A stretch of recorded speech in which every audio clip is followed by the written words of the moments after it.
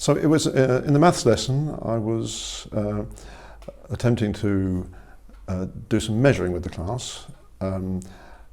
We've studied decimals, we can do decimal calculations, but also then to measure in decimals using centimetres and millimetres. So, for example, but instead of doing a dry exercise saying 2.5 centimetres, 3.9 centimetres, we put in the context of drawing a Greek temple. And that gives the children a background about what they are hoping to achieve, and it gives them something to work towards. The ancient Greeks were the ones who, I suppose, really led the way with preciseness and exactness. And we've done lots of drawings of that sort of thing, but they did it, they applied it to their buildings as well. What I'd like to look at is the actual detail that they did in building it, in constructing it. So what we're going to do is we're going to do a construction, a drawing, like an architect's drawing to start with of a temple. And I'm not going to say if it's to Athena or Zeus. I'll reserve that. So we'll start not at the bottom, but at about that position on your page. I'm not going to give a centimetres, but could you just put a dot roughly in the middle of the page? I'm going to do it mine quite strong so that you can see it. If you do it yours just faintly, please, with your sharp pencil. I've been teaching that class for 5 years now, and I would expect to teach them for another 3 years. So knowing them for 5 years, I've known them since they were hopping around very, very little. I get to know their families, they get to know me. And so the teaching can be quite individual, and it's also very helpful to know where they're at, how to move them on individually rather than just an unknown quantity at the beginning of the year. Another thing that the Greeks were really keen on was balance. That one side looked the same as another side. What's the word we use for that? Laura? Symmetrical.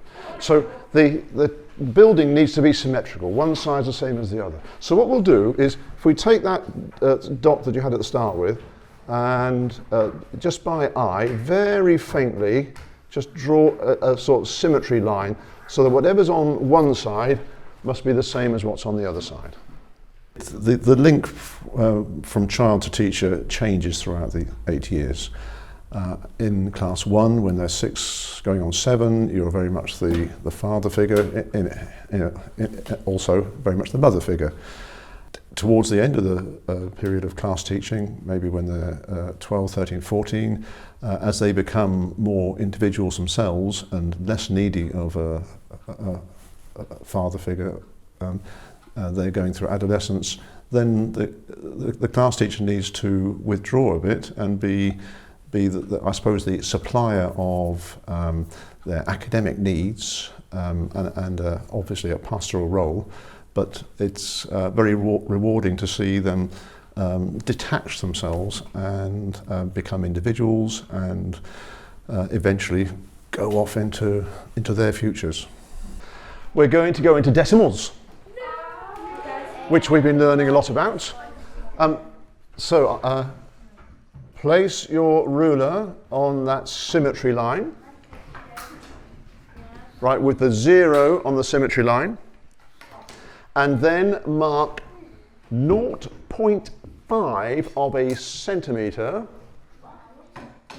An essential difference between Steiner education and mainstream education is the curriculum, and that's founded on the perception of child development, which is first and foremost in Steiner education, not necessarily what needs to be taught, but what does the child need in order to develop. We've done the drawing for our Greek temple. The next thing is to make it look, put it in a landscape. So what we'll do tomorrow in main lesson, we'll then, if you look up here, we'll give it some colour, and then we'll put in some landscape around it.